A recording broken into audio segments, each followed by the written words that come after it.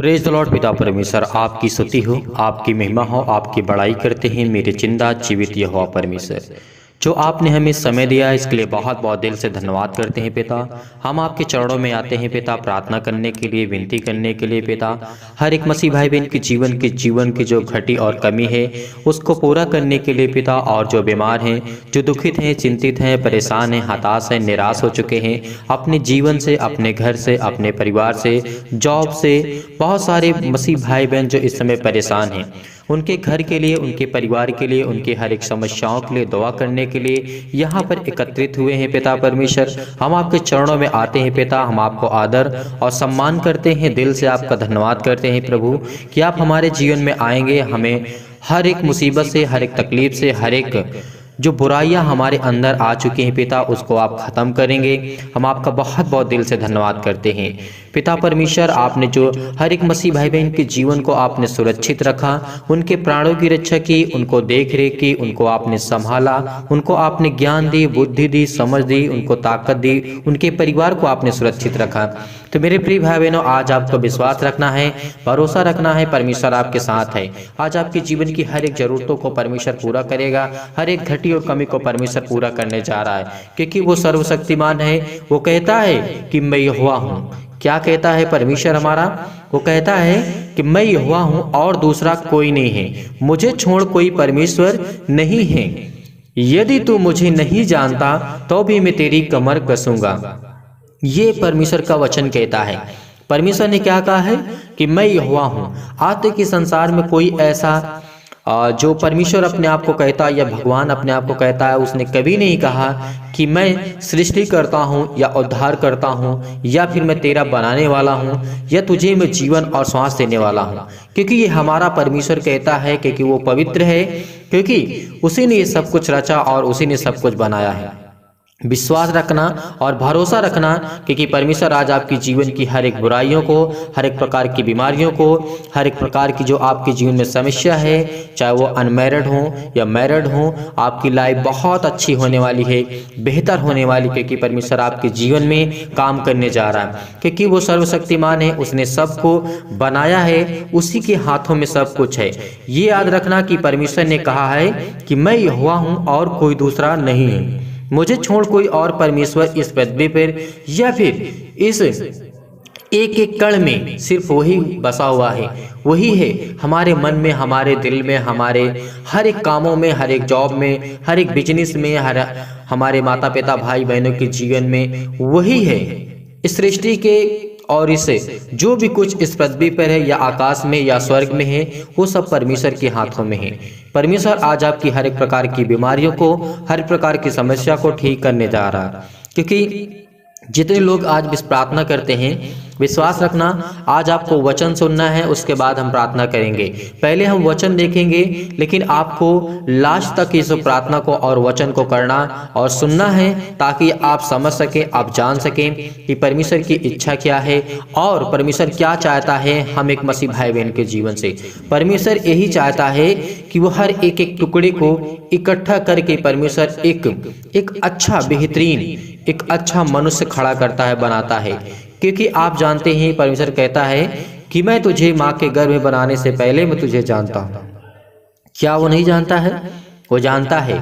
तो आज वो आपके हर एक दुखों को भी जानता है, एक तकलीफों को भी जानता है, क्योंकि वो आज आपको बहुत बड़ी सामर्थ्य देने जा रहा है। इसको आपको पवित्र आत्मा के द्वारा अभिषेक किया जाएगा। परमेश्वर आपको छुएगा और आपको अभिषेक करेगा, आपको हर एक प्रकार की बुराइयों से बचाने जा रहा है परमेश्वर।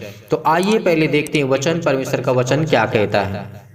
जैसे हम पढ़ते हैं यशायाह की पुस्तक 45 और यहाँ पे लिखा हुआ है 11 में, यहोवा कहता है, यहोवा जो इजराइल का पवित्र और उसका बनाने वाला है, वो यूं कहता है, क्या तुम आने वाली घटनाएं मुझसे पूछोगे?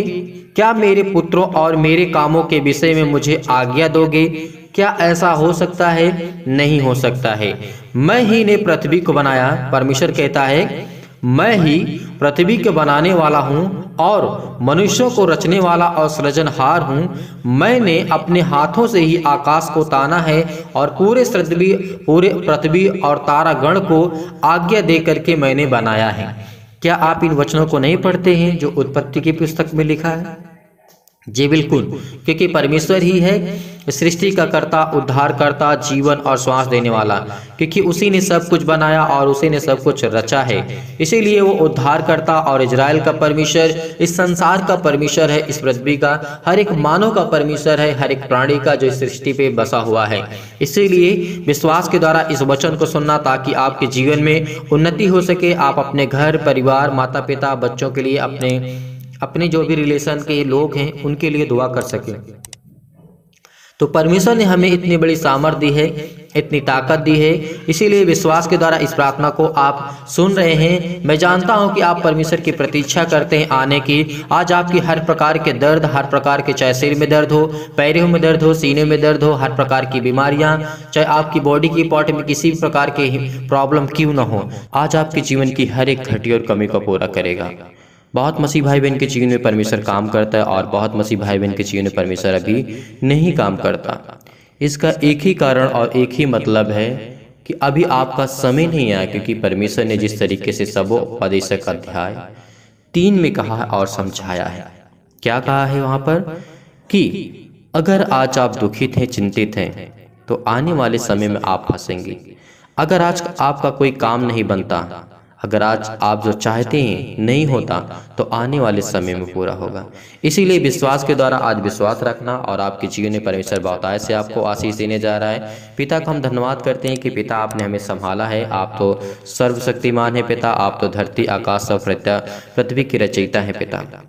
इसीलिए आज मेरे जितने मसीह भाई बहन हैं, सभी लोग अपने मन को एकाग्र करके शांति पूर्वक आपको प्रार्थना करना है, आपको मिन्नतें करना है, ताकि परमेश्वर आपकी प्रार्थना को सुने, आपको जवाब दे, आपके जीवन में परमेश्वर काम करे।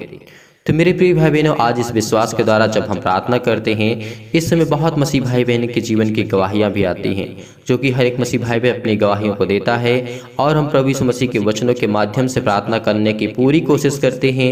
हम पूरी प्रार्थना करते हैं ताकि हमारा जो परमेश्वर है वो सर्वशक्तिमान है, वो हमारे जीवन पे दया करे और वो हम पे दया भी करेगा। इस बात को याद रखना। आज आपके बेटे, आपके परिवार, आपके घर, माता पिता, आपके बेटे और बेटियों के जीवन में परमेश्वर दया करने जा रहा है। आज आपके बिजनेस में जो काम बंद पड़े हैं, आज उस पर आशीष देने जा रहा है।